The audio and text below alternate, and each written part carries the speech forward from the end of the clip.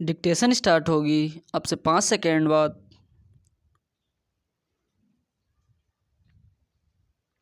Start.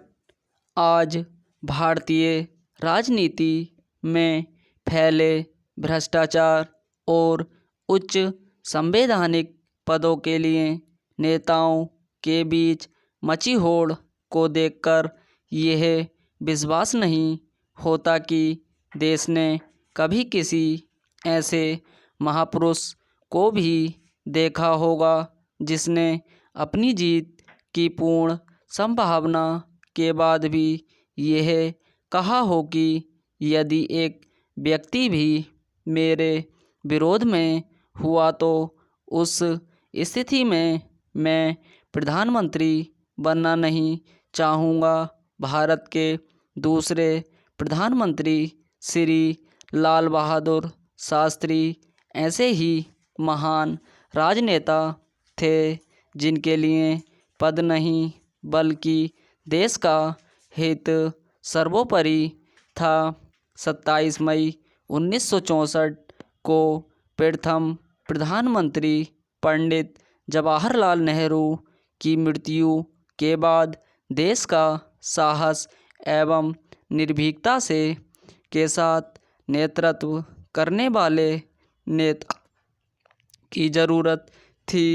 जब प्रधानमंत्री पद के दावेदार के रूप में मोरारजी देसाई और जगजीवन राम जैसे नेता सामने आए तो इस पद की गरिमा और प्रजातांत्रिक मूल्यों को देखते हुए शास्त्री जी ने चुनाव में भाग लेने से स्पष्ट इनकार कर दिया।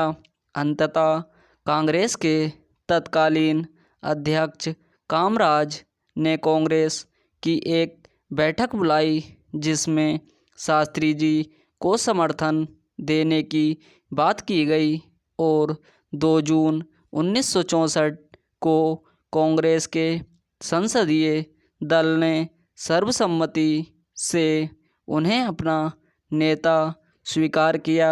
इस तरह 9 जून 1964 को लाल बहादुर शास्त्री देश के दूसरे प्रधानमंत्री बनाए गए।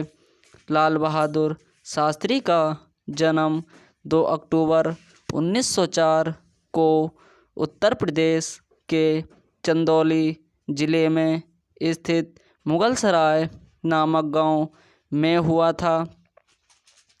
उनके पिता श्री शारदा प्रसाद एक शिक्षक थे जो शास्त्री जी के जन्म के केवल 1.5 वर्ष बाद स्वर्ग सिधार गए। इसके बाद उनकी मां रामदुलारी देवी उनको लेकर अपने मायके मिर्ज़ापुर चली गईं। शास्त्री जी की प्रारंभिक शिक्षा उनके नाना के घर पर ही हुई। पिता की मृत्यु के बाद उनके घर की आर्थिक स्थिति अच्छी नहीं थी। ऊपर से उनका स्कूल गंगा नदी के उस पार स्थित था।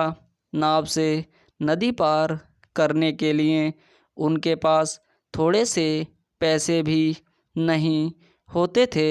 ऐसी परिस्थिति में कोई दूसरा होता तो अवश्य अपनी पढ़ाई छोड़ देता, किंतु शास्त्री जी ने हार नहीं मानी।